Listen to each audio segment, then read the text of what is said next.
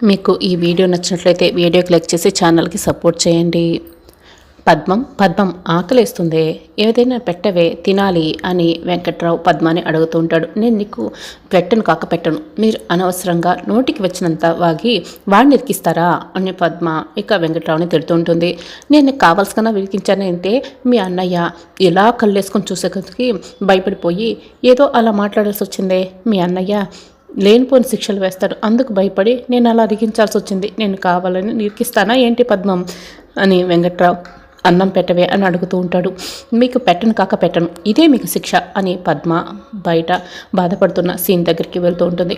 అసలు ఈ పైశాచిక ప్రేమని నేను భరించలేకపోతున్నాను అని ఆద్య మాట్లాడిన మాటల్ని ఇక పదే గుర్తు చేసుకుంటూ సీను ఇక చాలా బాధపడుతుంటాడు. సీను నీకు ఆకలిస్తుంది కదా, బాధపడకురా అని చెప్తూ ఉంటుంది. అవునమ్మా అని సీను అంటాడు. ఆకలిస్తే అడగచ్చు కదరా అని పద్మ అడుగుతూ ఉంటుంది. ఎలాగమ్మా ఆకలిస్తే నేను ఇక్కడి నుంచి నిన్ను గట్టిగా పిలవాలి, నాకు పిలవటానికి అరవటానికి కూడా శక్తి లేదమ్మా అని సీను అంటాడు.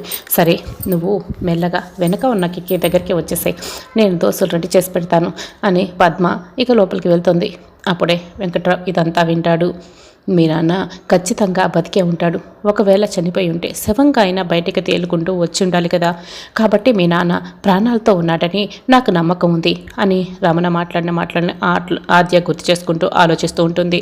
అప్పుడే ఇక జానకి దోశ ప్లేట్ పట్టుకొని ఏంటి ఎందుకు టిఫిన్ చేయలేదు అని అడుగుతూ ఉంటుంది ఆద్యని. నాకు ఆకలిగా లేదు పెద్దమ్మ అని ఆద్య అంటూ ఉంటుంది. నీకు ఎందుకు ఆకలిగా లేదో నాకు తెలుసు, కానీ అలా తినకుండా ఉంటే ఎలా, ఇదిగో దోశ తిను అని దోశ ప్లేట్ని ఆద్య చేతిలో పెడుతుంది. ఇక అక్కడున్న కుర్చీలో కూర్చోబెట్టి తినమని లోపలికి వెళ్తుంది. ఇక ఆద్య దోశలు తింటూ ఉంటే ఆ పక్కనున్న కిటికీలో నుంచి దోశల ప్లేట్తో వచ్చిన పద్మ సీను కోసం చూస్తూ ఉంటుంది. అయితే సీను ఇంకా రాకుండా అలాగే బయట కూర్చొని ఉంటాడు. అప్పుడే వెంకటరామ పద్మ చూడకుండా ఆ దోశ ప్లేట్ పట్టుకొని పక్కకు వచ్చేస్తాడు. సీనునే తీసుకున్నాడని పద్మ ఇక ముఖం కూడా చూడకుండా ఆ ప్లేట్ని ఇచ్చేసి లోపలికి వెళ్ళిపోతుంది. తిను అటు వెళ్ళి తిను అని తను లోపలికి వెళ్ళిపోతుంది. వస్తే పద్మం ఎంతైనా నీ చేత్తో వేసిన దోశలే వాడు కూడా ఆకలికి తట్టుకోలేడే, నువ్వు ఎలాగో వాడికి పెడతావనుకో, నువ్వు నాకు పెట్టలేదు కదా, అందుకే నేను ఆకలికి తట్టుకోలేక ఎలా తింటున్నానే పద్మం, తప్పులేదు పద్మం, ఇది తప్పే, వాడికి కూడా పెట్టవే, వాడు కూడా ఉండలేడే అని అనుకుంటూ అక్కడికి వచ్చిన సీనుని గమనిస్తూ ఇక వెంకట్రావు చాటుగా తింటూ ఉంటాడు.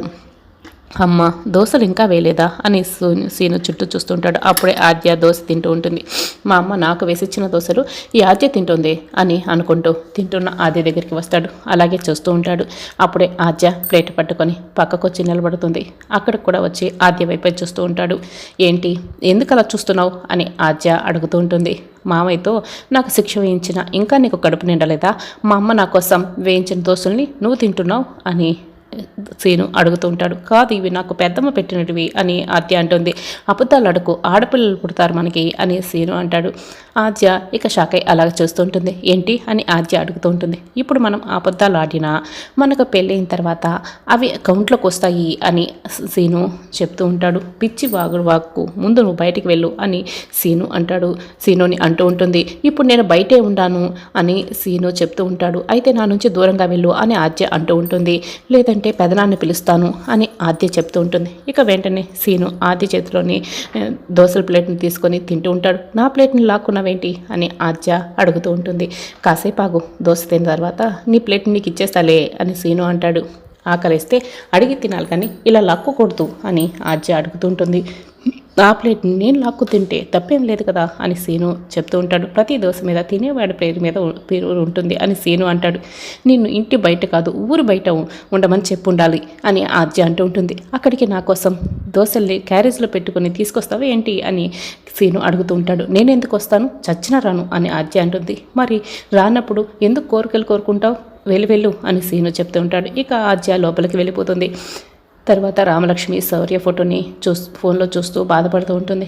అప్పుడే ఆద్య అక్కడికి వచ్చి ఈ పెళ్ళిని ఆపేయాలని అలా ఒక నిర్ణయం తీసుకోవడం తప్పు రామా, ఒకసారి ఆలోచించు అని ఆద్య అడుగుతూ ఉంటుంది. లేదు నేను సరైన నిర్ణయం తీసుకున్నాను, ఈ పెళ్ళి జరగకూడదు అని రామలక్ష్మి అంటూ ఉంటుంది. ఇలా నువ్వు ఒక్కదానివే నిర్ణయం తీసుకునే బదులు ఒకసారి పెదనాన్నకి చెప్పేయరామా అని ఆద్య అంటూ ఉంటుంది. లేదా ఆద్య నేను నాన్నకి చెప్పాను అంటే శౌర్య సాబ్ ఊపిరి ఆగిపోతుంది, పెద్దలు కుదిర్చిన పెళ్ళి అయి ఉంటే నేను అలాగే చెప్పేదాన్ని, కానీ నేను ప్రేమించాను కదా, అలాంటప్పుడు నేను ఈ పెళ్ళి వద్దని చెప్తే కారణం చెప్పవలసి వస్తుంది. అప్పుడు నాన్న ఆయన ప్రాణాలు తీసేస్తాడు అని రామలక్ష్మి అంటూ ఉంటుంది. నువ్వు ఈ పెళ్ళి వద్దన్నప్పుడు మళ్ళీ శౌర్య సార్ బాగు గురించి ఆలోచిస్తున్నావా రామా అని ఆద్య అడుగుతుంటుంది. నేను ప్రాణానికి ప్రాణంగా ప్రేమించాను కదా, ఆయన ప్రేమలో మోసం ఉండొచ్చు కానీ నా ప్రేమలో మాత్రం స్వార్థం లేదు, ద్వేషము లేదు అని రామలక్ష్మి కంటే మరి నువ్వు అందరికంటే చెడ్డైపోతావు కదా రామా అని చెప్తూ ఉంటుంది. నిజం చెప్పి ఆయన ప్రాణాలు పోవడానికి నేను కారణం అయ్యే కన్నా అందరూ నన్ను నిష్ఠూరంగా చూసినా పర్వాలేదు ఆద్య. శౌర్య సార్ ప్రాణాలతో ఉండాలి, నన్ను ఎవరేమనుకున్నా పర్వాలేదు అని రామలక్ష్మి అంటుంది. ఆద్య నేను ఒక్క మాట చెప్తాను వింటావా? ఆద్య, సీనుబావని నువ్వు ఇక్కడికి వచ్చినప్పటి నుంచి చూస్తున్నాను. సీనుబావ ప్రేమ పచ్చని పొలాలు లాంటిది.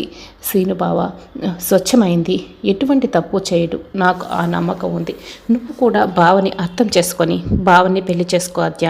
నా పెళ్ళి ఆగిపోయినా కూడా మీ పెళ్ళితో అందరూ సంతోషపడతారు అని రామలక్ష్మి ఇక వెనక్కి తిరగని జానకి ఇదంతా వింటూ ఉంటుంది. రామ నలుగు పెట్టి బంగారు స్నానాలు చేయించాలి, మొత్తం కూడా సిద్ధం చేస్తున్నాం, రా రామ రెడీ అవుదువు. ఆద్య ఏంటి ఆలోచిస్తున్నావు, నువ్వు కూడా రెడీ అవ్వు అని జానకి అంటుంది. సరే పెద్దమ్మ, అలాగే పెద్దమ్మ అని ఆద్య అంటూ ఉంటుంది. ఇక ఇంటికి వచ్చిన శౌర్య, అస్మిత నన్ను ప్రేమిస్తోందట, నిజం చెప్తే రామలక్ష్మి మనస్సు మారుతుంది అంటే ఇప్పుడు లేనిపోని అబద్ధాలన్నీ చెప్పి రామలక్ష్మి ఇంకా నాపై కోపం పెంచుకునేలా పిచ్చి వాగుడు వాగి ఇప్పుడు రామలక్ష్మి పెళ్ళి వద్దు అనే పరిస్థితికి తీసుకొచ్చింది. ఏంటి ఇలా చేసావు అని నిలదీయటానికి వెళ్తే నన్ను ప్రేమిస్తున్నానని చెప్తుంది అని శౌర్య జరిగిన విషయం అంతా చెప్తూ ఉంటాడు. ఏంట్రా అది అసలు మనిషేనా? ప్రేమ విలువ తెలిసిన వాళ్ళు ఇలా ఎవరైనా చేస్తారా? మనిషా పశువా అని రవీంద్ర ప్రమీల ఇద్దరు కూడా అస్మితను తిడుతూ ఉంటారు. అమ్మ ఇప్పుడు అస్మిత గురించి ఆలోచించే సమయం కాదు, రామలక్ష్మి ఈ పెళ్లి వద్దు ఆపేస్తాను అని చెప్తోంది. అదే కనుక జరిగితే నా ఊపిరి ఆగిపోతుందమ్మా, నేను ప్రాణాలతో ఉండనమ్మా అని శౌర్య అంటాడు. రే శౌర్య అలా మాట్లాడుకురా, నాకు చాలా భయంగా ఉంది. పోనీ నేను మీ నాన్న వెళ్ళి రామలక్ష్మితో మాట్లాడేమా అని ప్రమీల అంటుంటుంది. మీరు వెళ్ళి మాట్లాడినా రామలక్ష్మి నమ్మదు అని శౌర్య చెప్తూ ఉంటాడు. మరి ఇప్పుడు ఏం చేద్దాం అని ప్రమీల అడుగుతుంది. ఒక పని చేస్తాను, నేను ఆద్యతో మాట్లాడతాను, ఆద్య చెప్తే రామలక్ష్మి ఏదైనా వింటుంది అని శౌర్య వెంటనే ఆద్యకి కాల్ చేస్తాడు. శౌర్య సార్ ఇప్పుడే నేను మీ గురించి రామ గురించి ఆలోచిస్తున్నాను అని ఆద్య ఫోన్ లిఫ్ట్ చేసి మాట్లాడుతూ ఉంటుంది. అది నేను నీతో మాట్లాడడానికి కాల్ చేశాను అని శౌర్య అంటాడు. అసలు రామ ఇందాకే నాతో ఈ పెళ్ళి వద్దని చెప్పింది అని ఆద్య చెప్తూ ఉంటుంది. శౌర్య ఇక ఇంకా షాక్ అయి వింటూ ఉంటాడు. ప్లీజ్ అజ్జ, నేను నీకు అర్థమయ్యేలా చెప్తాను, నీతో 5 నిమిషాలు మాట్లాడాలి అజ్జ అని శౌర్య అడుగుతూ ఉంటాడు. అదేంటి శౌర్య, రామలక్ష్మి నాకు అంతా పూర్తిగా వివరంగానే చెప్పింది, ఇక నువ్వు మాట్లాడాల్సింది ఏముంది, ఏమీ అవసరం లేదు అని ఆజ్జ అంటుంది. ప్లీజ్ అజ్జ, నాకు ఒక 5 నిమిషాల సమయం ఇవ్వు అజ్జ, నేను నా ప్రేమను బతికించుకోవాలి, రామలక్ష్మి నాకు దక్కాలి అంటే నువ్వు నా మాటలు వినాలి అజ్జ, ఒక్క 5 నిమిషాలు నా కోసం సమయం కేటాయించు అజ్జ, నిన్ను కలవాలి అని చెప్తూ ఉంటాడు. సరేనని ఆజ్జ ఒప్పుకుంటుంది. శౌర్య ఆజ్జ ఒక విగ్రహం దగ్గర కలుసుకుంటారు. ఆద్య జరిగింది ఇది అని అస్మిత ఊపిలో పడిపోయినప్పుడు కాపాడడం కూడా మొత్తం ఇంకా అంతా చెప్తూ ఉంటాడు. తర్వాత మేమిద్దరం రిలేషన్షిప్లో ఉన్నామని, నేను తల్లి చేశానని రామలక్ష్మికి అన్ని అబద్ధాలు చెప్పింది, ఇప్పుడు నన్ను ప్రేమిస్తుందట అని శౌర్య ఇక మొత్తం చెప్తూ ఉంటాడు. కానీ రామలక్ష్మి ఇంకా కూడా చెప్పింది, సార్ మీరు ఒకే బెడ్పై ఉండడం, మీరు స్పృహలో ఉండి అస్మిత అంటే నాకు చాలా ఇష్టం అని మాట్లాడిన మాటలు కూడా నేను చూశాను సార్, ఆ వీడియో కూడా అని చెప్తూ ఉంటుంది.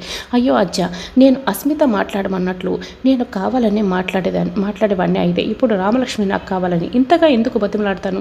రామలక్ష్మి నా ప్రాణం, అస్మిత నాకు ఏదో కూల్ డ్రింక్ ఇచ్చింది, ఆ కూల్ డ్రింక్ ఇచ్చిన తర్వాత అసలు నేను ఏం చేశాను నాకేమీ తెలియకుండా అన్నీ జరిగిపోయాయి, ఇందులో నా తప్పేం లేదు, అస్మిత ఏదో కుట్ర చేసింది, నన్ను నమ్ము అజ్జ, రామలక్ష్మి లేకపోతే నేను ప్రాణాలతో ఉండను అని శౌర్య అంటూ ఇక ఆజ్యని బతిమలాడుకుంటూ ఉంటాడు.